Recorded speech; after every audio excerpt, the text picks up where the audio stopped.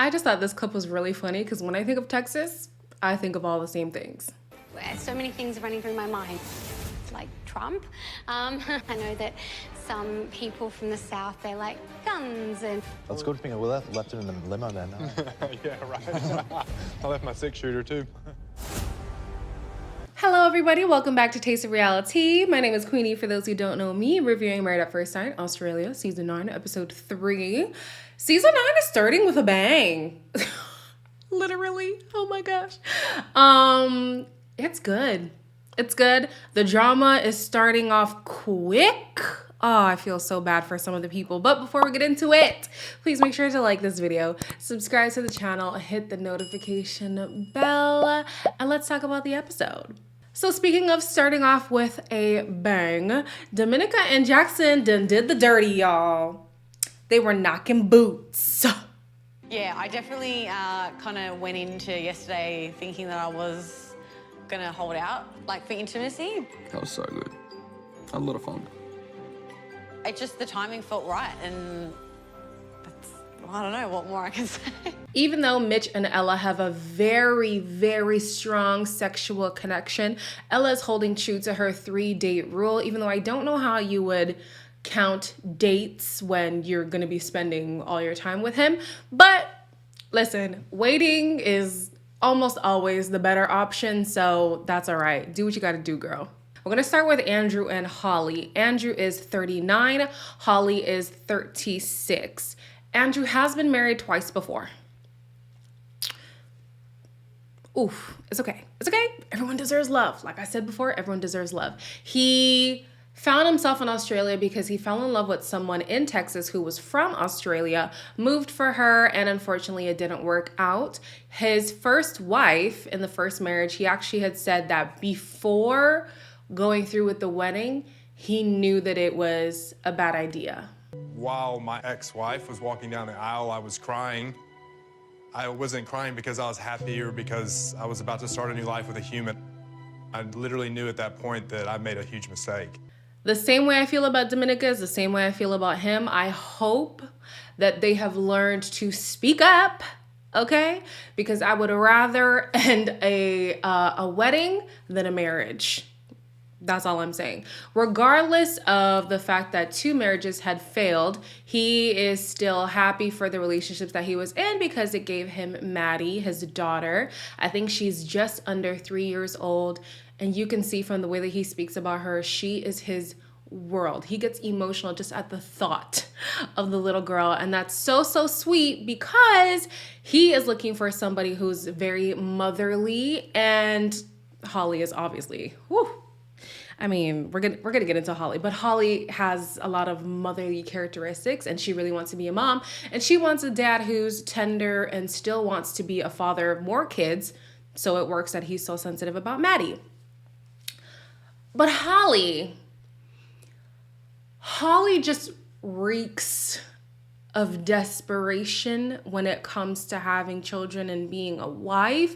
And I understand being 36 and having that as your dream and it not coming true is devastating. But this is why in another review, I said, I hope that she's able to find self-worth in the absence of those things. For me, I've always wanted to be a mom. I want 5 children. I still want 5 children. But I realized that the longer I go into not having a partner, the less likely that it's going to be. And also financial responsibility, maybe 5 isn't the best decision. And I know somebody in the comments is going to be like, Queen, you want 5? Yes, I said 5. But I've had to let the dream go, not in terms of like, it's just not going to happen for me, so whatever, let it go. But to be content with the fact that if it doesn't happen, I still see myself as worthy. I still see myself as a woman. I'm still confident in the person that I am, even though the title of wife and title of mother is not something that I've obtained at this point in my life. So I'm really, really, really hoping that she's not so hell-bent on this idea that it cripples her in her union.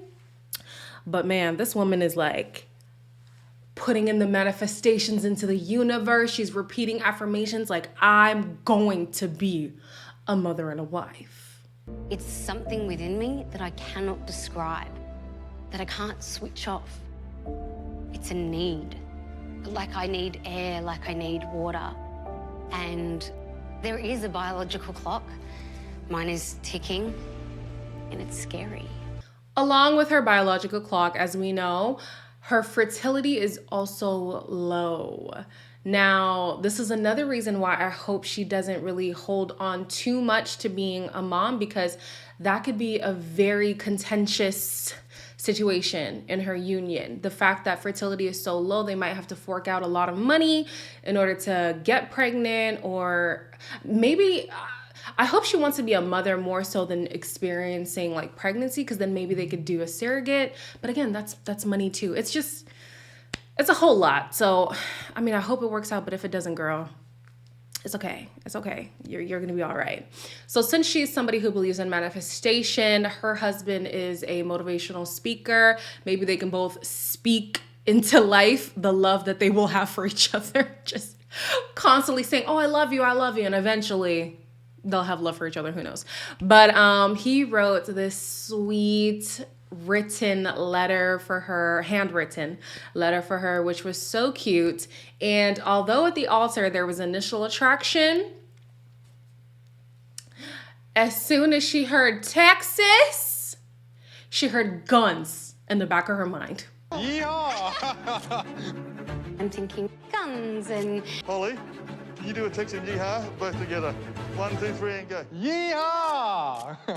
like Trump is just coming through my head. I found it so funny that the mom made a joke like, oh, you're Southern, hopefully not Texan. I mean, the long and short of it is it did put her off a little bit, because she had these ideals of, you know, the Southern American characteristics. The stereotype is that they are MAGA, they are, you know, a whole lot of stuff. I'm not going to go through it. But in him speaking about his daughter and in him saying, like, I'm not MAGA, it's okay, don't worry about that, she was put at ease, and she's really excited about this union. The two of them, I don't even know if I could be hopeful. I don't know. I feel like for her, the desperation is maybe too much. And for him, he's more of a sensitive person. So, like, they might be too sensitive for each other, if that makes sense. I'm not saying he is too sensitive, but they're both very sensitive. So it might be overwhelming. We'll see. The next couple to get married was Cody and Selena. Cody is 30 and Selena is 33. We mentioned before that Selena was raised in a traditional Asian home, raised in a predominantly white neighborhood. She self-identifies as the black sheep of the family, constantly giving her parents disappointment. I mean, as a child of immigrants, don't I know it? I'm not the black sheep, but I know the feeling. I do. I'm really surprised that the parents even agreed to filming, because they were not with this idea at all. Do you kind of feel like it's just like one more thing that they just disapprove of? Yeah, it's definitely just added to the list of everything else that they've disapproved of, and brought shame to the family again. She has always desired to be a wife. She desires to be a mother, and shares the desire for partnership that her partner does, Cody. He is a solo world traveler and is tired of exploring the world on his own. He did lose his father at 15 years old, and it shaped him in terms of he became very guarded, because he felt like he didn't want people to constantly see him as fragile. Does it worry you being seen as vulnerable? Yeah. Yeah. I like people to see me as that energetic person. Yeah. Being seen as very vulnerable, to me, it was always, I guess, a sign of weakness. With him, the hope is that he understands that vulnerability is not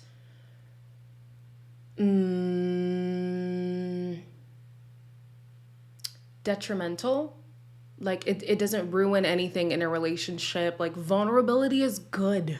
Vulnerability is healthy. Releasing those emotions is healthy if they're released in a healthy way. But he doesn't strike me as somebody, looks can be deceiving though. Okay, Elaine, inner monologue, talk to the people. Yeah, vulnerability is strength. Don't be afraid to let your guard down with somebody who is now your wife.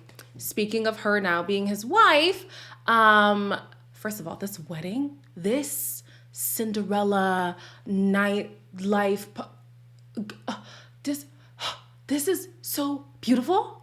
This is so beautiful. I'm stealing this idea. I never wanted to be married at night, but this looks beautiful. Amazing. Even with the picturesque wedding, he's not with it. He's not with it. He's like, she's too intense, she's coming in so strong, and he doesn't know how to handle her energy. You're doing great, sweetie. Husband. I'm great, but I'm not that great. Oh, that's so snug. Yeah, it's a bit too much. I'm a bit stumped on just how to handle the situation. I mean, you got married at first sight. How much more intense can things be?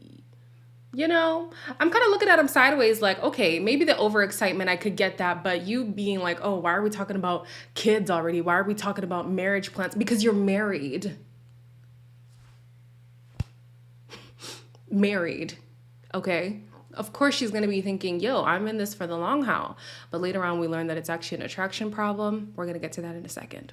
Moving on to the honeymoons, we are flashing back to Selena and Anthony. Selena had said she wanted an old school gentleman, and she got an old school gentleman. Yet for some reason, she's really struggling to relinquish her independence. He is, opening my door, carrying my bags and things like that. I'm not used to that. Like, I've always been doing that myself. Okay. I feel like I'm happy to carry that by myself. I don't think the things that he's been doing has been overstepping. Like I said, I agree with her on the whole, like, feeding me thing. Like, that's childish. Don't do that. But like carrying my bags, opening the doors, running my bath. Oh, absolutely. He ran her bath and she was like, thanks. This was so awkward. Anything else I can do for you? No, I'm good.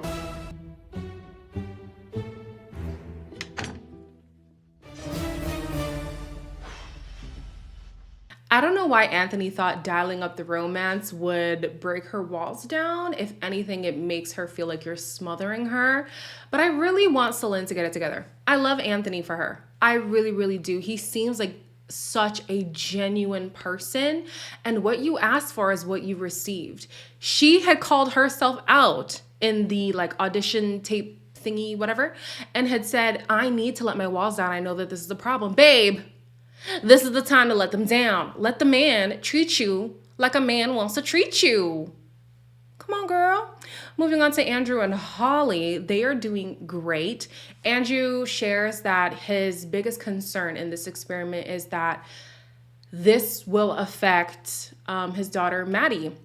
And he does end up getting very emotional about it, but here comes Holly with her nurturing self going to give him support in his time of vulnerability. You're a good dad. The fact that you're feeling this and the fact that she's missing you. Yeah. She's so lucky. Yeah. She's so lucky. Yeah. Thank you. Just think about how that makes me happy. Yeah, yeah.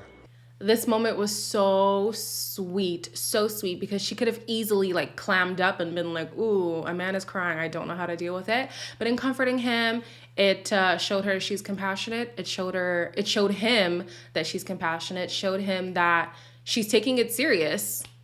Well, actually, I don't know because the next episode looks like they're about to fight. But she is taking it serious to some degree in terms of like, yo, nothing is scaring me right now. I accept what your circumstances are and let's do this. If it works, it works, So Andrew, I don't know if it was that moment that made him be like, yeah, let's dial it up.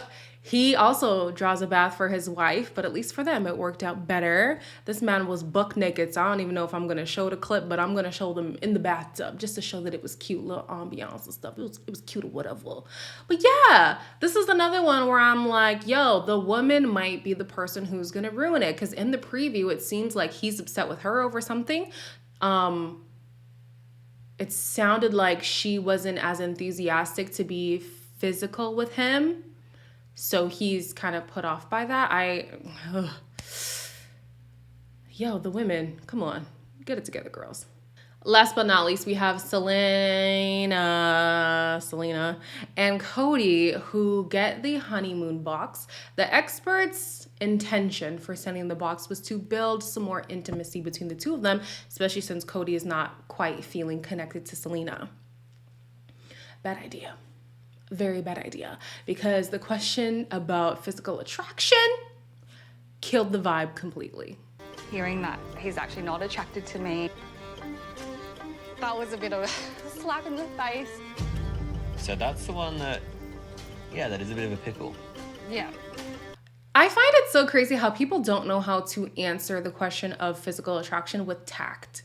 You know, I'm not even saying that he did it in a bad way, but there's a way to affirm somebody and also making it clear that initial attraction isn't quite there, or maybe the perception you have, like the way that I would phrase it is, you know, I did have a perception of the person that I would see, and that isn't what I received. Although that's the case, I do see you as an attractive person. I love your spirit. I love all of that. And I'm excited to see the attraction grow between us. I feel like that is way better, and that's just me talking on the fly. I feel like that is way better than just coming up and being like, you know what, initial attraction is not quite there, and I don't know why. He just kept saying, I don't know why. I don't know why it's not there. I don't know why it's not. Affirm that she's beautiful. Just to clarify, he did say she was gorgeous, so I take that back. You don't have to say I'm attracted to you, but at least affirm her in saying that she's beautiful. Bare minimum, guys. Jeez, come on. The next episode, we're going to see, who was the first couple? Brent and Tamara go through their first days in the honeymoon, and I'm hoping we get to see the other people get married as well, because I know there was the girl with the body dysmorphia. I want to see who she gets partnered with. That is a union. I'm very eager to see how it pans out. But as always, like, comment, share, and subscribe. The Australian version airs 4 days a week. So we will be back tomorrow for another review.